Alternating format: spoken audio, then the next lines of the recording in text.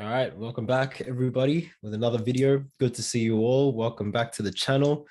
My name's Andy. That wasn't necessary, was it?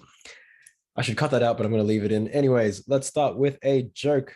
Okay, before we put this screen up. Okay, how do cows like to do their shopping? From the catalogs. Okay, here we go. Are we up? There we go. All right, cool. So extension 1, we're looking at sum of sine and cosine functions and looking at how to solve, I guess, equations where we have sine and cosine. And, it's hard to solve when there's both sine and cosine. But what we're finding out here is I've written here that since sine and cosine, they're essentially the same curve. It's just kind of, one's kind of slid along. The sum of a sine or a cosine curve is still a sine or cosine curve. Okay, now to kind of show you a little bit of what's going on here is you can hopefully kind of see if I was to highlight sine x is yellow and highlight cos x is maybe red. Sine x is this guy, between 0 and 2 pi, and cos x is going to be this one. Now, what this diagram is trying to show us is if I was to look at the whole thing, y equals sine x plus cos x, it just means it's the addition of the two values. So that means that plus that is kind of that. This times this gives us that value. This plus this gives us this. And then so on and so forth. You're adding them together, and whatever value they are, whatever y value they are, you add them together, and that gives us the value of y equals sine x plus cos x. Now, it kind of makes quite a bit of sense. And it also makes sense that, okay, at this point here, they're exactly equal, but just different in sign. So that means it'll end up at the 0, and it kind of ends up mapping this kind of new graph for us. Now, what that actually ends up showing us is there's a new way that we can kind of write this out. Because if we were trying to solve equations using this method where we draw out both sine x and cos x and we try to solve it, it's going to be a very lengthy process. So what we're going to do is we're going to learn how to change this y equals sine x plus cos x and learn how we can change it into a different form where we're only dealing with just sine or just cosine. And the way that we trade it off is we trade off that by adding in an angle. And I'll show you what I mean. Okay, now without graphing, we can use a more algebraic method. So this is what we're looking for here. Any function with the form of something sine x plus something cos x, right? A sine x plus b cos x can be written as these formulas here, right? R sine x plus alpha or x minus alpha, or R cosine x plus minus alpha. Okay, now the important thing to note here is R is kind of like, I guess, the magnitude or the distance. It's kind of like our distance formula with the A and the B. And then we're also going to get this, yeah, that's the main thing that we need to know, that R is kind of the max. It's going to give us the max height, or in other words, our amplitude. Okay. So with that being said, let's show an example of what this question may look like. Okay, we're going to use the most basic example, y equals sine x plus cos x, and we're going to write it in the form where r is greater than 0 and alpha is between 0 and 2 pi.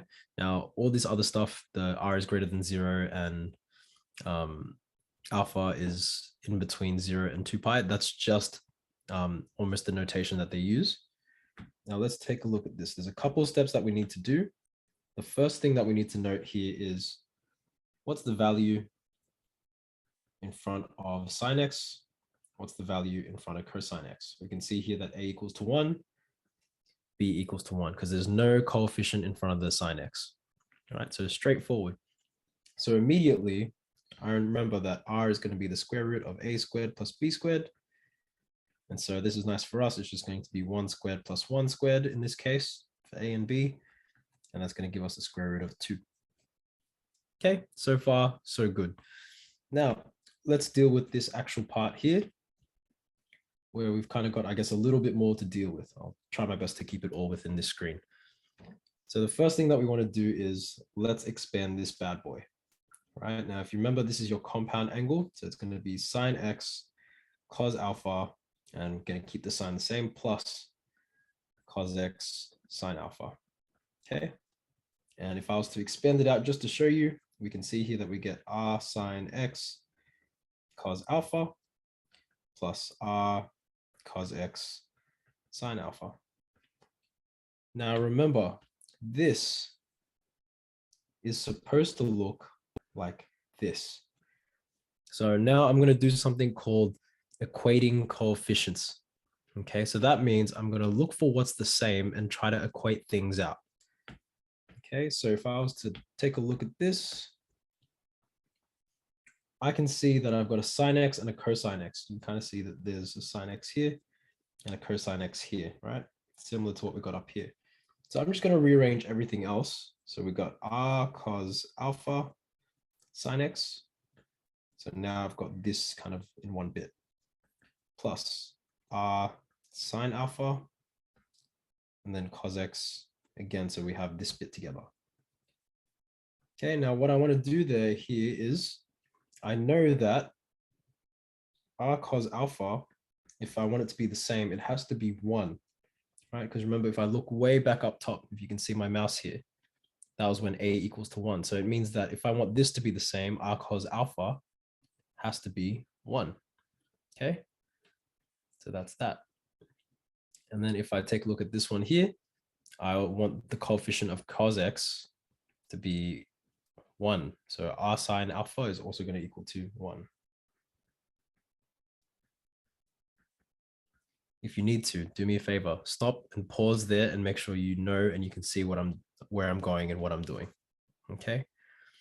Now that we've got to this point here, it doesn't matter which one we solve, we should be getting the same answer either way, but let's just double check and go for it anyway. Now remember, we found out that r equals to root 2. We figured that out. I'm going to move this over so it doesn't look so close together. Now we found out that r was the same as root 2. So I'm going to use that now. And I'm going to say root 2 cos alpha should equal to 1. And at this point, I need to be thinking, okay, this is something that I should solve. Okay. So now I've got alpha equals to 1 on root 2. And from here, I can see that, cos alpha would be root 2. And then if you know your exact values, that's just going to be pi on 4. Okay. I could do the same thing here as well. Sine alpha would be 1 on root 2. And again, that would make alpha equal to pi on 4. Okay, if you know your exact ratios, that should be there. And so now that we've done this, we kind of know a couple things now. We know that r equals to root 2. And we know that our alpha, or our other angle, is the same as pi on 4. So now we can write it in our form all the way back from the beginning. Right, that's what we started with. And so let me write out what we've actually got. So now we've got y equals to sine x plus cos x. And that's the exact same thing as saying, y equals to, and I'll write it here.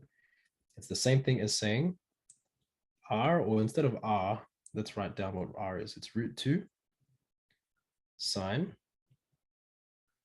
x plus pi on 4. And hooray, that's it.